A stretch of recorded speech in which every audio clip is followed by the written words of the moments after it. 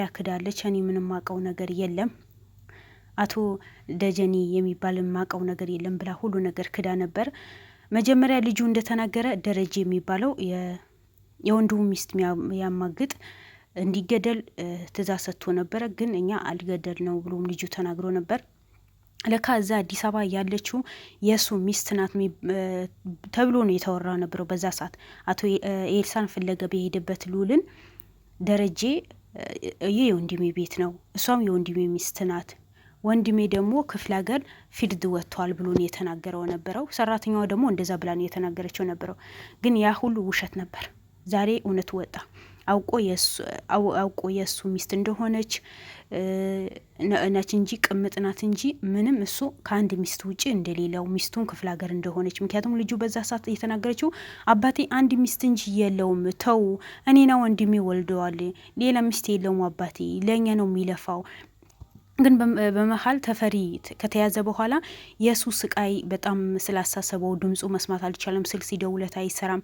በሱ ጉዳይ የተሯሯጠ ነበር እንጂ አባቴ ሌላ ሚስት አዲስ አበባ ላይ የለውም ብላ ተናግራ ነበር። ለካ እውነት ነው። እነዚህ አቶ ኤፍሬምና ወንድሙ ደረጀ ያዘጋጁት ወጥመድ ምን ነበር? ያቺም ደግሞ ቅምጥናት እንጂ የደረጀ ቅምጥናት እንጂ የደጀኔ ሚስት አልነበረችም። ደጀኔ አንድ ሚስት እንዳለው በጣም ጥሩ ሰራተኛ እንደሆነ ነው ዛሬ የተመሰከረለት። ስለዚህ ዛሬ ቦታው ድረስ ሉል ሂዶ ነበር። ልጅቷን በቁጥጥር ስር ውላለች። በመጨረሻ ደግሞ እሷም ክዳ ነበረ አላቅም ምናምን ብላ ነበር። በመጨረሻ ያው ወንጀለኞች ታውቃላችሁ ትሎ አያምኑም። እንደፈለጉ ከጨፈሩ በኋላ ነው መጨረሻ ፍቅር የሚባል ነገር አይገባቸውም። ለምን እንደሆነ ወንጀል የሚሰሩ ሰዎች ፍቅር የሚባል ነገር አያውቁም። እልህና በቃ መደብደብ የሆነ ጥሩ ፍቅር የሚባል ነገር ጭራሽ አያውቁም። እልህ ውስጥ ነው የሚያስገቡት። ግን በመጨረሻ ተናዛለች። የአቶ ኤፍሬም ተፈሪ ወንድም የታገተው አዲስ አበባ መጥቶ ነበር። አዲስ አበባ ላይ ሊታገት ተፈልጎ ግን ለደረጀ ይጠረጠራል በማለት ክፍለ ሀገር ወደ ስራው ሲሄድ ጊዜ ሰው ለአቶ ኤፍሬም ሰዎች ተከታትለው ሂደው እዛ እንዲያግቱት ነው። ደጀኔ እንዲሸኘው ወጥቶ ከዛ ቦታውን ጠቁሞ ነው የአቶ ኤፍሬም ሰዎች አግተዋል ወደ አዲስ አበባ እንዲመጣ ያደረጉት። ስራ ቦታው ደግሞ ስራ እንዲበዛበት ያደረገው የአቶ ኤፍሬም ሰዎች ክፍለ ሀገር ሂደው የእሱ ምንድነው ቢሮ ድረስ ዋና ኃላፊ ብር ተከፍሎ ሰራተኞቹ ብር ተከፍለው እሱ ስራ እንዲበዛበት ቢዚ እንዲሆን የአቶ ተፈሪ ኬዝ እንዳይጀምር እንዳይጠየቅ ምንም ነገር እንዳይፈልግ ቢዚ እንዲሆን ነው። እንኳን ያለፈ ዶክሜንቶችን ከቢሮ ወጥቶ ነው እሱ እንደሱ እንዲፈትሽ እንዲጽፍ የሚደረገ ነበረው ብሎታል። በዚህ ልክን የሰው ግፍ መስራት፣ በዚህ ልክን ሰው ላይ ወንጀል መስራት እኔ ምን ያክል ደስተኛ እንደሚያደርጋችሁ ምን ያክል እንቅልፍ እንደምተኙ እራሳችሁን ወቁ። እንግዲህ ፈጣሪ በሚጠይቃችሁ ቦታ ይጠይቃችሁ። እኔ ምንም የለም ነገር ሰው ክፋት ወይ ለአንድ ወር ነው ወይ ለሁለት ወር ነው ወይ እንደዚህ ለአንድ አመት ሊሆን ይችላል። ግን የእናንተ ክፋት እድሜ ልካችሁ ፈጣሪ ክፋት ይስጣችሁ። ሰው በዚህ ልክ ለብር ብሎ ክፋት ይሰራል። አሁን ልጅቷ 2 አመት በሙሉ ብላ አልተከፈለኝም ማለች። ግን ምትሰራው ስራ በጣም ግፍ የሆነ ሰውን ማሰቃየት፣ ሰውን መግደል፣ አልፎ ተርፎ ሰውን መግደል። በዚህ ልክን ሴት ልጅ ጨካኝ ትሆናለች? ብር አይከፈልንም። ደጀኔ መጥቶ ደረጀ መጥቶ ደጀኔ እንዲገደል እንዲደበደብ ወጣቶቹ እንዲገርፉት በቃ ራቆቱ ሆኖ እንዲገርፉት የሚያደርግ በገዛ ወንድሙ ላይ ምንም ያደረገው ነገር እኮ የለም። ለምን ለተፈሪ ኬዝ ለምን ጀመርከው? ተፈሪ ልትፈልግ ለምን ወጣ? ለምን ተፈሪ ልትፈልገው ለምን ወጣ ብሎ ነው ይሄ ነገር እንዲደረግ የተደረገው። ሰው በገዛ ወንድሙ እንደዚህ ላይ ይጫወታል። ለዛው 20% የተቀበለ ሙሉ በሙሉ የወንድሙ ንብረት እኮ ነው። ሙሉ በሙሉ የወንድሙ ድርጅት እኮ ነው። ወንድ ቢሆን እሱ ይሄ ደጀኔ የሚባለው ሴታ ሴት የሆነ ሰውዮ መቼም አሁን እስር ቤት ነው ያለው። ሴታ ሴት ባይሆን፣ ብር ወዳጅ ባይሆን፣ ጠጪ ባይሆን የወንድሙ ንብረትን ወንድሙ አግዞ ወንድሙ ካለበት አውጥቶ ያን ንብረት ማስመለስ ሲገባው ግን እሱ ለአቶ ኤፍሬምን አግዞ ሁለቱ ወንድሞቹን እንዴት ታገቱ? አንዱ በመተት አንዱ ደግሞ እንዲደበደብና እንዲገለል። ለምን ለተፈሪ ደገፍክ እኮ ነው። ለምን ለተፈሪ ኬዝ ጀመርከው? ምን አገባህ አንተ? ዝም ብለህ ቁጭ አትልም ነበረ ወይ? ሀታ ሲያስገርፈው አለች እሷ በወንዶችን ሲያስገርፈው ወንድሜ ምን አትፍቼ ነው የምታስገርፈኝ? ምን በድያለሁ? ምን አድርጊያለሁ? ይህን ያህል በደል ስለው ጊዜ ለምን የአቶ ተፈሪ ኬዝን ለምን ጀመርከው? ለምን በዚህ ልክ ስለሱ አሳሰበ? ለእኔ ወንድሜ ነው፣ ለአንተ ወንድምህ ነው እና አርፈ ተቀምጠህ ልጆችን ብታሳድግ ይሻልሃል። አይ ካልክ እንድትገደል ነው ማደርግህ ብሎ ያስፈራራው ነበር። ብዙ ጊዜ ያለቅስ ነበራል። ምግብ እንዳይሰጠው ያደርግ ነበር የገዛ ወንድሙ። ይሄ በሙሉ ሲደረግ አቶ ኤፍሬም የለም። ይሄ ወንጀል ይሄን በሙሉ ስቃይ የሚያደርስበት ወንድሙ። ብዙ ጊዜ እንኳን ምግብ እንዳሰጡ ተብለን እኛ ተደብቀን ነው የምንሰጠው ነበረው። ምክንያቱም ለእኛ ደሞዝ አይሰጠንም።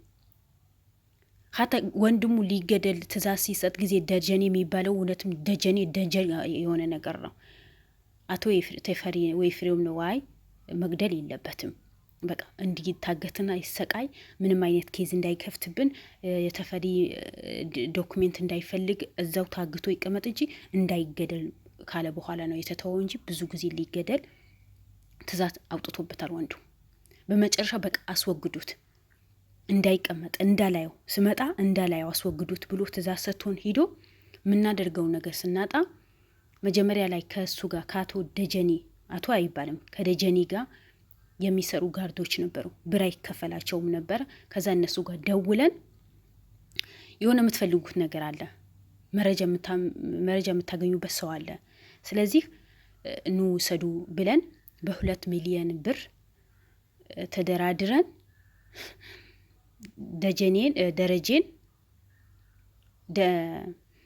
ደጀኔን በ2 ሚሊዮን ብር ተደራድሮ ሸጡት። ልክ እቅ እንደሆነ ወንድሜ ለምን ታገተብኝ? ወንድሜ የታለ ብሎ በፈለገበት ሰው ግደሉ ስትባይ ወይ እሽት ያለሽ ወይ አዎ በቃ ስራዬ ነው ከታዘዝኩኝ በኋላ የፈለኩኝ ነገር አደርጋለሁ አለች።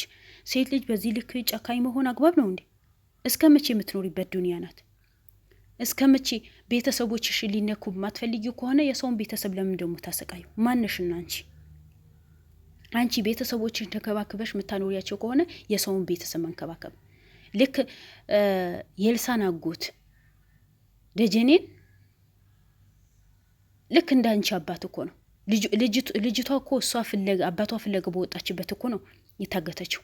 ስለዚህ አንቺም ከበነሱ ጋር ወንጀል ስራ ሰርተሽ ቤተሰቦችሽ እንደምታስተዳድሪ እሱም ልጆች አሉት፣ ሚስት አሉት፣ ቤተሰብ አለው። በዚህ ልክን በሰው ላይ ጭካኔ መስጠት እኔ አላቅም። ምን ያክል ደስተኛ እንደምትሆኑ፣ ምን አይነት እንቅልፍ እንደምተኙ፣ ምን አይነት ረፍት እንደምታገኙ ራሳችሁና ፈጣሪያችሁ ብቻ ነው የሚያውቀው። ገና ደሞዝ አልተከፈለኝም በነፃ ነው ወደሽ ከተደፋሽ ቢረቅጦሽ አይከፋሽ የሚባለው አንቺ እኮ ነሽ። ወደሽ ወንጀል ውስጥ ከገባሽ በኋላ ምን አገባን? ጥለሽ መውጣት እኮ የአንቺ ፋንታ እኮ ነው። አይ ይሄን ስራ አላዋጣኝም፣ በዛ ላይ ስራው ወንጀል የሚሰራበት ስራ ነው፣ ስለዚህ አልፈልግም፣ ከዚህ ስራ መውጣት አለብኝ ብለሽ አትወጪም። ማን አስገደደሽ?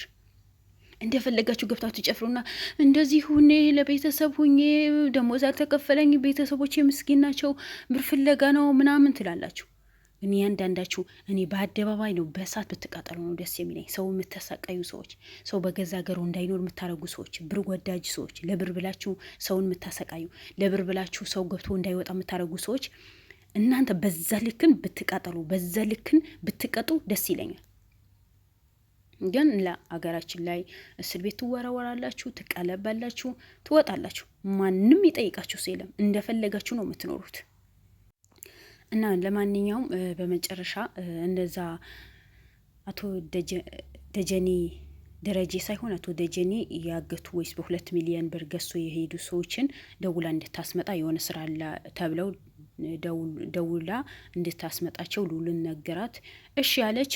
በመጨረሻ ምን እንዲከሰት በህይወት አለ ወይስ የለም፣ ገደሉት ወይስ አለ እናውቀዋለን። እንግዲህ ሁላችሁም ዱዓ ማድረግ አለባችሁ፣ ጸሎት ማድረግ አለባችሁ።